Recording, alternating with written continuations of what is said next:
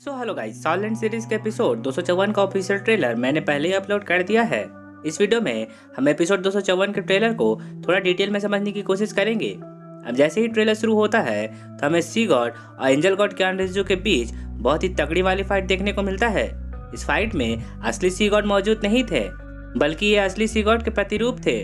सी God के इस प्रतिरूप में सी गॉड का डिवाइन ऑरा मौजूद था, लेकिन ये एंजल गॉड कियान रेंजू को कांटे की टक्कर दे रहे थे। सी गॉड के डिवाइन ऑरा से लड़ते हुए एंजल गॉड कियान रेंजू कहती है कि चलो देखते हैं कि सी गॉड ज्यादा महान है या फिर एंजल गॉड ज्यादा पावरफुल है।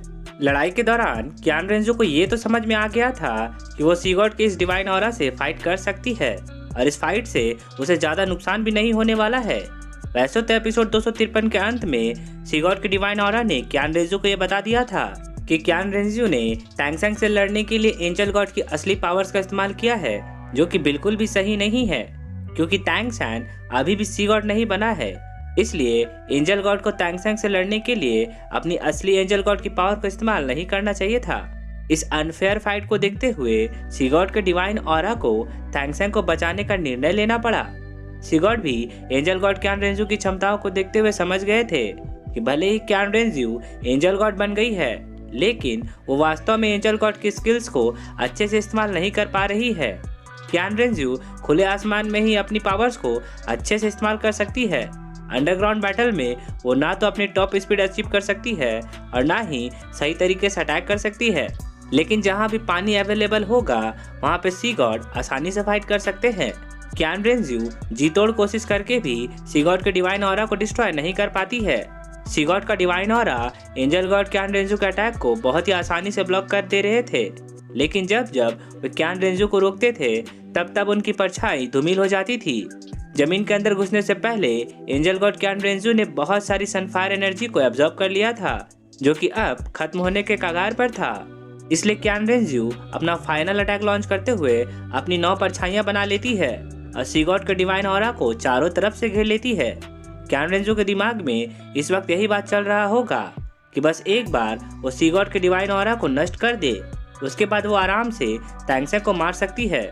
टैंगसेंग भी ये बात भली भांति जानता था कि अगर इस वक्त सी गॉड का डिवाइन ऑरा नष्ट हो गया तो वह बच नहीं पाएगा। इस वक्त अगर टैंगसेंग चाहता तो वो चुपचाप भाग निकल सकता था, लेकिन वो सी गॉड को अकेला छोड़कर जाना नहीं चाहता था और सी गॉड के ट्राइडेंट के बिना वो जा भी नहीं सकता था। इसलिए वो रुककर इस गॉड लेवल फाइट को देख रहा होता है। अब एंजल गॉड कियान रेंजू के 9 प्रतिबिंबों को देखकर सी गॉड का डिवाइन ऑरा गोल्डन 13 हलब्रिड के first Saul skill unfix storm का इस्तेमाल करता है। इस बार अनफिक्स स्टॉर्म अटैक बिल्कुल गॉड लेवल अटैक था। इस अनफिक्स स्टॉर्म को देखकर टैंगसेंग सोचने लगता है कि वो अभी तक सी गॉड नहीं बना है, इसलिए वो इस तरह से अनफिक्स स्टॉर्म को इस्तेमाल नहीं कर सकता है। अब इस गॉड लेवल फाइट के आखिर में सी गॉड जीत जाते हैं और फिर टैंगसेंग समुद्र किनारे अपने दोस्तों के पास पहुंच जाता है। टैंगसेंग को ऐसी हालत में देखकर सभी के मन में केवल एक ही सवाल उठता है कि आखिर टैंगसेंग की ऐसी हालत किसने की होगी। समुद्र तट पर पहुंचते ही टैंगसेंग सभी श्रेक से कहता है कि वो इस वक्त उन्हें कुछ नहीं बता सकता है, उन्हें यहाँ से जल्द निकलना होगा। यानी कि भले ही सी गॉड ने एंजल गॉड कियान रेंजू को हरा दिया है, लेकिन कियान रेंजू किसी भी पल उन तक पहुंच सकती है और उन पर दोबारा से अटैक लॉन्च कर सकती है। इसलिए जितनी जल्दी हो सके उन्हें कियान रेंजू के मेंटल रेंज से दूर निकलना होगा। एंजल गॉड कियान रेंजू को हराने के बाद शायद सी गॉड के डिवाइन ऑरा ने टैंगसेंग की बॉडी से एंजल गॉड कियान रेंजू का डिवाइन सेंस हटा दिया होगा। इसी कारण मेंटल रेंज से दूर जाते ही कियान रेंजू से दोबारा ढूंढ नहीं पाती होगी। मेंटल रेंज से दूर जाते ही टैंगसेंग सभी सेक्स को पूरी कहानी बता देता है कि कैसे उसका सामना एंजल गॉड कियान रेंजू से हुआ था और वो किस तरह से उसे बचकर निकल पाया।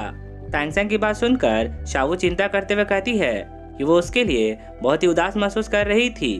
टैंगसेंग की चिंता में उसे ऐसा लग रहा था कि वो सांस भी नहीं ले पाएगी। अब सभी श्रेक्स डेविल व्हाइट शार्क्स की मदद से सीधा डीप सी डेमन व्हेल किंग के समुद्री क्षेत्र में जाने लगते हैं।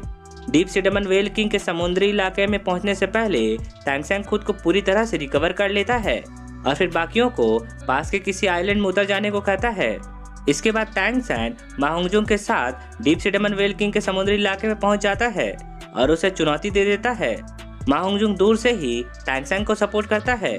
चुनौती मिलते ही डीप सी डेमन व्हेल किंग समुद्र की गहराई से बाहर आ जाता है और बाहर आते ही वो गूंजते हुए आवाज में कहता है, कौन है जिसने मेरे समुद्री इलाके में आने का दुस्साहस किया है। अब जैसे ही डीप सी डेमन व्हेल किंग बाहर आता है और टैंग सैंग के डेमीगॉड बॉडी को देखता है तो वो एक्साइटेड हो जाता है। इसके बाद शायद टैंग सैंग और डीप सी डेमन व्हेल किंग के बीच बहुत ही तगड़ी वाली फाइट शुरू हो जाती है, जिसमें शुरुआत में टैंग सैंग कमजोर पड़ने लगता है।